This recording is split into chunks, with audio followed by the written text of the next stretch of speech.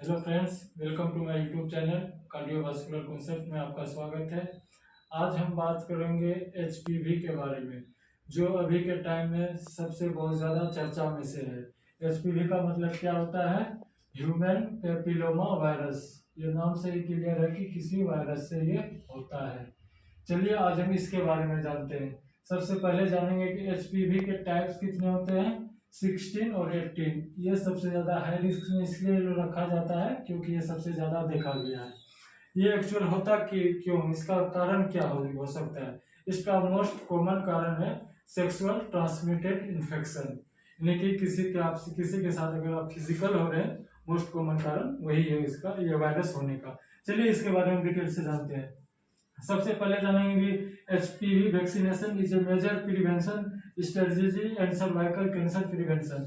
ये जो cervical cancer होता है उससे ये प्रिवेंट करता है। इसका मेजर प्रिवेंटिव क्या है? इसका जो सर्वाइकल कैंसर है इसका उससे ये प्रिवेंट करता है।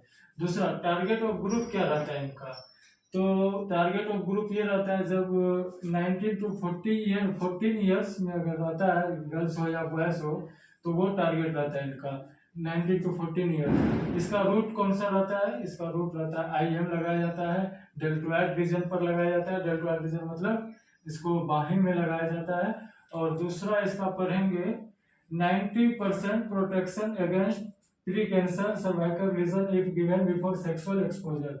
हालांकि 19 से अगर 14 एज है उनका, अगर वो किसी सेक्स कांटेक्ट में, सेक्सुअल कांटेक्ट में नहीं आया है, अगर उसको अगर ये वैक्सीन लग गया है, उसमें 90% चांस रहता है ये कैंसर नहीं होने का।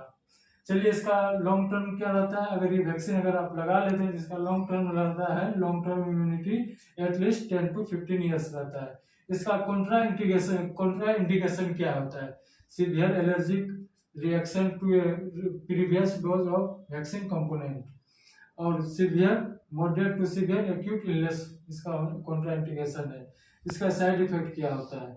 चलिए साइड इफेक्ट के बारे में। साइड इफेक्ट इसका होता है माइल्ड पेन हो सकता है, रेडनेस हो सकता है, स्वेलिंग एट इंजेक्शन साइट, जहाँ पर इंजेक्शन लगाया जाता है, जहाँ पर वैक्सीन लगाया जाता है वहाँ पर आपको स्वेलिंग भी हो सकता है।